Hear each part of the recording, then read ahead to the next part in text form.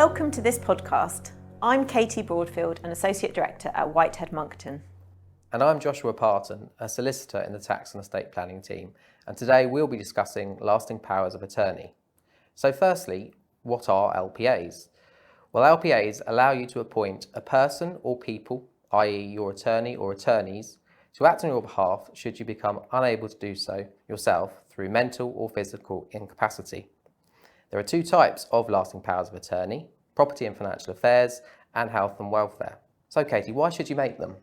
Well, we all know that we should make a will, but too few of us consider also making lasting powers of attorney.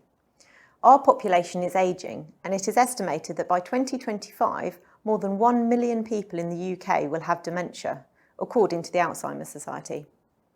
But LPAs are not just for the elderly. Mental or physical incapacity can occur at any time, and planning ahead will ease the potential burden on loved ones. You need to have mental capacity to make them, so I'll deal with this when I'm older may not always be the best approach. That's right, Katie. And if you become mentally incapable and do not have LPAs in place, your relatives will face long delays and expense in applying to the Court of Protection, and they may or may not allow them to act on your behalf. An independent professional person, such as a solicitor, may be appointed instead of your relatives, which may not be your wish. In the meantime, your assets, which may include joint assets, can be frozen and made inaccessible, making an already difficult situation that much more stressful for your family. I think the best way to think of LPAs is like an insurance policy. You hope you'll never need to use it, but if the worst case does happen, it's in place to make things easier. That's a really good way to look at them as an insurance policy. Let's look closer at the LPA for property and financial affairs. And firstly, the authority an attorney would have underneath this document. So your attorneys would be able to do the following on your behalf: claim and receive benefits such as your pensions, sell your property, liaise with financial institutions in relation to your accounts and investments, pay for a package of care to enable you to stay at home or move into a care home. And how important is it to make them?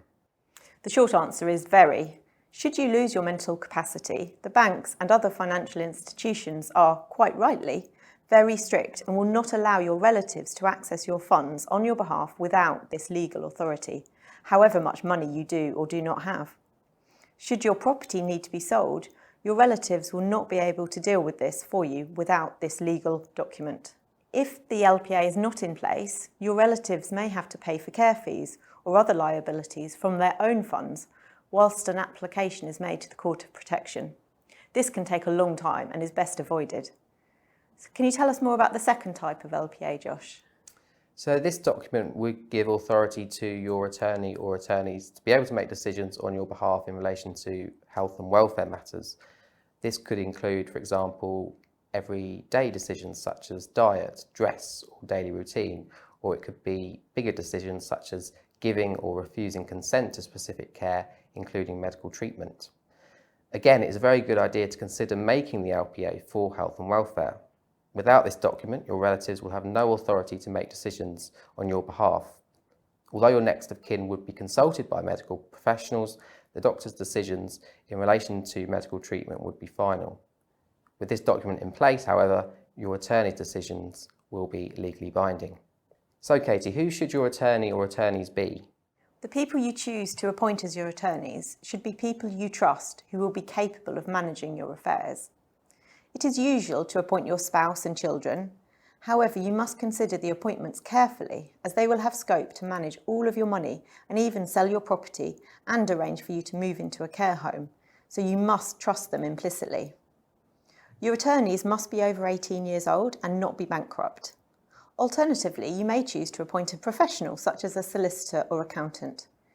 Here at Whitehead Monckton, we're happy to take on this role